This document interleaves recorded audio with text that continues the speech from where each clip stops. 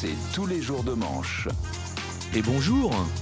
Bonjour Arnaud. Bonjour à tous. Apolline, c'est vendredi. Ouais. Voilà. Ouais. Nous sommes le vendredi 67 janvier. Ah, c'est long, hein. C'est long, janvier. Et on va revenir sur le Conseil constitutionnel qui a amputé de 40% la loi immigration. C'est devenu un peu la Philippe Croison des lois maintenant, la loi immigration. Elle va marcher un peu moins bien. Beaucoup moins bien. Va même marcher beaucoup moins bien. N'empêche que le message est clair pour les immigrés. On leur dit, c'est pas qu'on veut pas vous expulser, hein, c'est qu'on n'a pas encore trouvé comment vous dégager légalement. En fait, c'est ta meuf qui veut te quitter, mais elle n'a pas encore trouvé des potes pour l'aider à déménager, quoi. Éric Ciotti est furieux. Je l'entendais, il disait, c'est inadmissible, car la loi n'avait pourtant pas été votée anticonstitutionnellement. Anticonstitutionnellement, qui est le mot le plus grand de la langue française. Hein. Il est même plus grand que moi. Et c'est vrai qu'on ne l'utilise pas tous les jours, ce truc. En tout cas, c'est surprenant de voir Alain Juppé censurer un texte. On ne l'imagine pas faire ça, mais il m'a dit « Non, c'est pas tout à fait vrai. Vous savez, dans mon dernier livre, celui où j'explique que j'aime les femmes et le corps des femmes, je me suis censuré un maximum. D'abord, pour préserver l'anonymat d'un certain nombre de petites chaudières chiraciennes. Parce que, non, mais je peux vous dire, monsieur le Chypre, ça a miaulé sur les canapés des préfectures. Hein. Et puis, voilà, vous aviez déjà été choqué par le renflement brun de Bruno Le Maire. Je me suis dit, Alain, reste soft. Ils sont pas prêts pour lire tous les détails de ton réarmement démographique. Censure-toi, c'est mieux. Et c'est comme ça que j'ai appris. En tout cas, il y en a un qui est content, c'est Gérald Darmanin. Il se félicite que sa loi soit passée, alors qu'elle est amputée de 40%. C'est un peu comme si tu allais chez le médecin. Quand tu rentres, il te manque une jambe, un bras et un poumon, et toi, tu es là, ah, mon bilan santé était excellent. Je me sens plus léger, j'ai perdu du poids.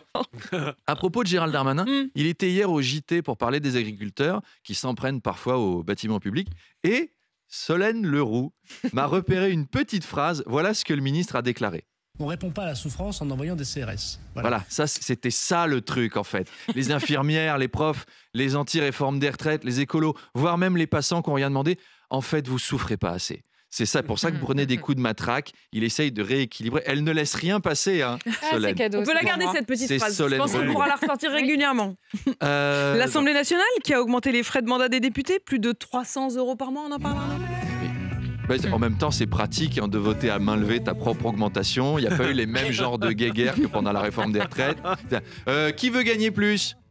Ok, adopté. Là, il n'y a pas eu 25 motions de censure. Hein. Vous pouvez faire pareil ce matin. Si vous êtes au bureau, vous vous réunissez avec les collègues à la machine à café. Qui c'est qui veut 300 balles en plus ? Moi. Voilà, vous voyez, c'est facile, on arrive à le faire. La raison invoquée, c'est bien sûr l'inflation. Vous savez, ce truc sur lequel on ne pouvait pas indexer les salaires. Et en fait, avec un peu de bonne volonté, vous voyez, on y arrive. Hein. En plus, niveau timing, c'est pile le bon moment. Je crois qu'on a une terrible maladie qui se répand dans le milieu politique. J'en ai eu la confirmation en regardant le magazine de la santé de Michel Simès. Bonjour à tous, ce matin, Paris en vigilance épidémie puisque les députés ont tous contracté une Oudéa castérite. Alors l'Oudéa castérite, c'est cette maladie qui altère les capacités cognitives. Le malade n'a plus de contact avec le réel, il est incohérent, déconnecté. Il pense que 500 000 €, c'est pas suffisant pour s'acheter une baguette. Alors si vous rencontrez un Oudéa castéreux, que faire ? Eh bien, ne pas s'approcher. Bon, même si c'est lui en fait qui va pas s'approcher de vous parce qu'il aura peur de devenir un gros pauvre qui pue à votre contact ou de perdre ses dents comme un vulgaire paysan de Franche-Comté. Un seul remède, c'est pas un suppositoire ou un thermomètre qu'il faut leur mettre dans l'ionf, mais un bon coup de pied. C'est qu'on guérit, hein, on guérit. Hein. Et puis Gabriel Attal devrait faire des annonces aujourd'hui au sujet des agriculteurs. Oui, les agriculteurs espéraient une rencontre avec le Premier ministre. Moi aussi, j'espérais d'ailleurs. Moi aussi. Aujourd'hui, dans L'amour est dans le pré, c'est le début des speed dating. Karine Le Marchand arrive sur place. Salut à tous. Bon alors, je suis très contente de tous voir ici, sous ce joli pont de l'autoroute A15. Alors aujourd'hui, c'est les rencontres. On a eu Manu Le Chypre hier et Jean-Pierre aujourd'hui, celui qui va essayer de conquérir ton cœur aujourd'hui, c'est Gabriel Attal. Bonjour Monsieur Jean-Pierre, je suis très content de vous rencontrer, j'aime beaucoup votre activité, j'aimerais beaucoup que ça marche entre nous, je vous ai apporté des bonbons. Ouais super, bon bah t'es énorme là, t'es gentil, tu me les dégages, hein, sinon je te colle une claque, tu vas faire 3 fois le tour de ton slip sans toucher les élastiques. Hein. Non mais en fait, je voulais... Je voulais vous dire, moi j'adore votre métier, je vous trouve super, je vous promets d'intervenir auprès de Bruxelles. Non, moi je veux un accord écrit, moi. Hein. Sinon je vais voir Bardella, hein. Il est en bas de chez moi avec un bouquet de fleurs et une mandoline là. Non, écoute Jean-Pierre, ne rejoins pas Jordan. Jean-Pierre, je t'inventerai des perles de pluie venues de pays où il ne pleut pas. Ouais, mes perles de pluie, laisse-moi les collecter dans une méga bassine déjà. C'est promis, je vais écrire cette mesure à l'encre de tes yeux. On ira où tu voudras, quand tu voudras. Toi et moi dans le même Bermuda, c'est l'amour. Qu'est-ce qui pousse dans les champs de pamplemousse? C'est l'amour. Allez, on se quitte avec un joli truc amoureux pour passer un bon week-end.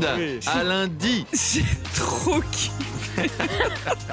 Tu vas faire 3 fois le tour de ton slip sans toucher les élastiques. Je l'avais pas, mais je la trouve belle. Je la trouve romantique. Arnaud Demanche. Bonjour. Arnaud, vous piratez le face-à-face. Mon invité ce matin, c'est le député Rassemblement National de la Somme, numéro 2 du groupe RN à l'Assemblée, Jean-Philippe Tanguy. Voilà. Hier, c'est oui pour la loi immigration. Aujourd'hui, c'est non. Il va être furieux, Jean-Philippe Tanguy. Est-ce que vous avez écouté le débrief hier soir à ce sujet de Gilbert Bribois et Daniel Riolo? Non?